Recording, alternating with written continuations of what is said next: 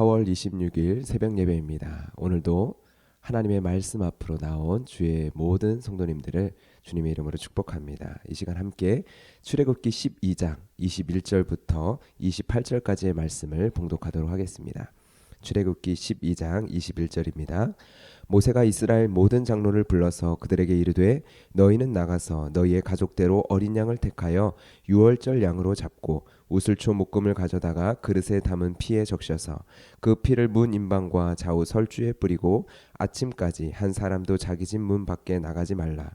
여호와께서 애굽 사람들에게 재앙을 내리려고 지나가실 때에 문 임방과 좌우 문설주의 피를 보시면 여호와께서 그 문을 넘으시고 멸하는 자에게 너희 집에 들어가서 너희를 치지 못하게 하실 것임이니라. 너희는 이 일을 규례대로 삼아 너희와 너희 자손이 영원히 지킬 것이니 너희는 여호와께서 허락하신 대로 너희에게 주시는 땅에 이를 때에 이 예식을 지킬 것이라. 이후에 너희의 자녀가 묻기를 이 예식이 무슨 뜻이냐 하거든 너희는 이르기를 이는 여호와의 유월절 제사라. 여호와께서 애굽 사람에게 재앙을 내리실 때에 애굽에 있는 이스라엘 자손의 집을 넘으사 우리의 집을 구원하셨느니라 하라 하매 백성이 머리 숙여 경배하니라. 이스라엘 자손이 물러가서 그대로 행하되 여호와께서 모세와 아론에게 명령하신 대로 행하니라. 아멘. 오늘의 말씀의 장면은요, 처음으로 유월절이라는 절기가 제정이 되어지고 이스라엘 백성이 역사상 처음으로 유월절 절기를 지키는 장면입니다. 유월절이라는 단어 뜻은요, 넘어가다, 지나가다 라는 단어에서 파생한 단어입니다. 그래서 한글 성경은 넘을 유, 넘을 월이라는 한자의 단어를 사용해서 유월절이라는 이름으로 번역을 하였습니다. 본문을 통해 보면 무엇이 넘어간 날일까요? 이 날은 애굽 사람들에게 재앙을 내리려고 여호와께서 지나가신 날입니다. 23절에 보면 이렇게 말하죠. 여호와께서 애굽 사람들에게 재앙을 내리시려고 지나가실 때에 그때의 문 임방과 좌우 문설주의 어린 양의 피를 보시고 여호와께서는 그 문을 넘으십니다. 그리고 멸하는 자에게 이 문설주와 피 묻은 집 안으로는 들어가지 말라, 그들을 해치지 말라 명령하시죠. 저는 이 장면을 볼 때마다 상상을 해봅니다. 피 묻은 문, 내가 직접 작은 어린 양의 피로 온통 가득한 피 묻은 문, 그 피 묻은 기둥들. 이러한 장면을 떠올릴 때는요, 내가 하나님께 드리는 그 예배가 정말 하나님이 받으시기에 합당한가라는 질문을 스스로 하게 될 때입니다. 때로는 공동체적으로 내가 섬기는 부서의 예배 가운데, 또한 내가 예배를 섬길 때, 그리고 개인적으로는 내가 찬양 인도의 자리에 섰을 때, 저는 가끔 이러한 생각을 하게 됩니다. 내가 직접 문을 열고 들어온 저 예배당의 문, 저 예배당의 문이 바로 어린 양의 피로 가득 칠해진 문일 텐데, 익숙함으로 예배실의 문을 열고 들어와 어떠한 기대함 없이 익숙함의 예배의 순서를 따라 예배를 준비하고 드리려고 할 때 내 스스로 마음을 깨우는 장면이 바로 이러한 말씀에 대한 장면입니다. 어린 양 되시는 예수 그리스도의 피가 가득히 묵혀진 그 문을 열고 들어와 이 예배의 자리에 나아온 것인데, 물론 우리는 예수 그리스도의 피로 속죄함을 받았습니다. 이것이 분명한 사실이며 우리는 더 이상 두려움 없이 하나님을 아버지라 부르며 주님 앞에 예배의 자리 가운데로 나아옵니다. 우리는 예배를 드릴 때마다 뿌려질 새로운 피를 소망할 필요가 없습니다. 단번에 뿌려진 예수 그리스도의 그 피로 인하여 우리는 자유함을 노래하며 자유함으로 언제든지 문을 열고 주님께로 나와 주님을 예배합니다.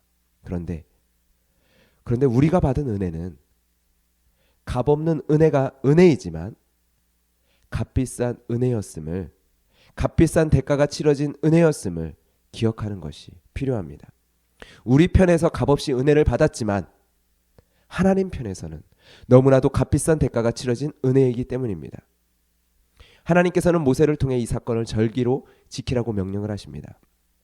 반드시 기억하고 잊지 말라고 명령을 하시는 것입니다. 이 유월절 사건이 예표하는 것이 무엇입니까? 우리의 어린 양 되시는 예수 그리스도, 그 예수 그리스도의 십자가의 사건입니다. 우리는 너무 쉽게 은혜를 이야기하고 있지는 않습니까?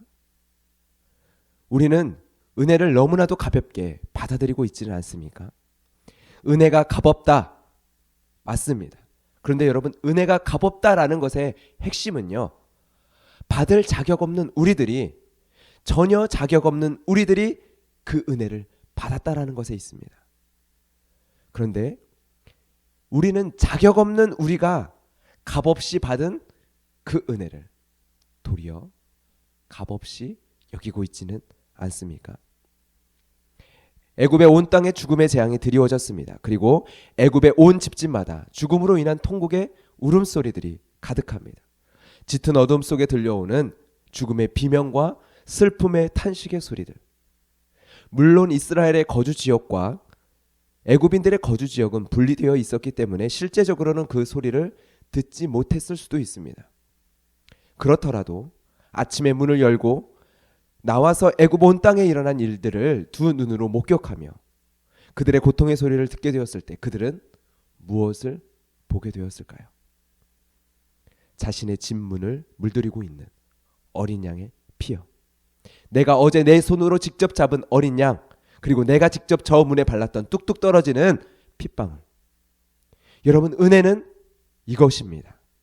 값없이 받는 것, 값없이 받았습니다. 근데 누가 받았습니까? 자격 없는 우리들이요.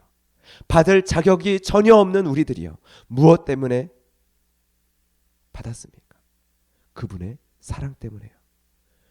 그분의 사랑 때문에 우리가 무엇을 받았습니까? 우리는 상상도 할 수 없는 하나님의 편에서 너무나도 값비싼, 아니 값으로 절대로 매길 수 없는 너무나도 값비싼 희생으로 치러진 그것을 받았습니다. 우리는 값없이 바로 값비싼 은혜를 받았습니다. 우리는 너무나 쉽게 하나님께 기도합니다. 그리고 우리는 쉽게 하나님을 아버지라 부릅니다. 우리는 너무나 당연하게 예배의 자리에 나와 예배합니다. 우리는 편하게 하나님의 말씀을 듣고 안락하게 기대어 찬양의 소리를 듣습니다. 좋습니다. 이 모든 것이 하나님께서 우리에게 주신 은혜의 결과이기 때문에, 하나님의 자녀된 자의 자유함이기 때문에. 그런데 여러분, 유월절을 기억하며 기념하라 하신 하나님께서는요, 예수님을 통해서 성만찬의 예식을 기념하며 예수님의 죽음을 기념하게 하십니다. 기억하게 하십니다. 잊으면 안 됩니다. 내 모든 삶의 자리, 신앙의 자리에서 우리가 값없이 받은 값비싼 은혜를 잊으면 안 됩니다. 하나님께서는 너희에게 주시는 땅에 이를 때 이 예식을 지키라 라고 이스라엘 백성들에게 명령하셨습니다. 우리는 이스라엘 백성들에게 약속한 땅, 그 이상의 영원한 나라를 이미 약속받은, 아니 이미 상속한 자들입니다. 우리는 이미 그 하나님의 영원한 나라, 그 영원한 생명을 얻은 자들입니다. 우리는 이 땅에서 당연히 하나님께서 기념하라 하신 그것을 기념하며 기억해야 합니다. 하나님께서 십자가 위에서 예수님께 재앙을 내리실 때 죄된 이 땅 위에서 살아가는 그의 택하시고 부르신 저와 여러분들을 넘으사 그들을 구원하셨느니라. 문득 과거의 신앙의 모습이 떠오릅니다.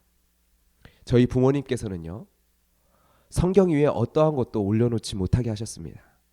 하나님의 거룩한 말씀이 기록된 책인데 그 책을 머리를 베는 베개로 사용한다? 그 위에 먹을 것을 올려놓는다? 책받침으로 사용한다? 절대 있을 수 없는 일이었습니다. 그리고 성경책이 닳고 닳아도 함부로 버릴 수도 없었습니다. 왜요? 거룩하신 하나님의 말씀이 기록된 책이기 때문에. 젊었을 때는 그러한 신앙 행동에 대한 자유함에 대하여 이야기를 했습니다. 신앙의 미신적인 요소들, 그리고 율법적인 요소들, 기록된 말씀이 중요하지 성경책이라는 그 책이라는 형태를 가지고 있는 그 요소는, 그 물질적인 요소는 큰 의미가 없다라고. 그런데 여러분, 이 때문에 잃어버린 것이 있습니다. 성경책을 펼칠 때 믿음의 선배들이 가지고 있었던 값비싼 은혜에 대한 감격을 잃어버렸죠. 하나님의 말씀을 내가 읽는다라는 그 하나님의 뜻이 바로 이 책에 기록되어 있다라는 그 하나님의 말씀에 대한 감격을 잃어버렸습니다. 성경책을 혹여나 실수로 밟게 되거나 혹여나 걷다가 걷어차게 되었을 때 깜짝 놀라며, 혹시나 내가 하나님의 말씀, 하나님의 뜻을 이렇게 발 아래 두고 있지는 않은지 내 자신을 돌아보았던 그 신앙의 순수함들, 그런 것들이 잃어버렸습니다. 여러분, 이 시간 우리가 받은 값비싼 은혜를 기억합시다.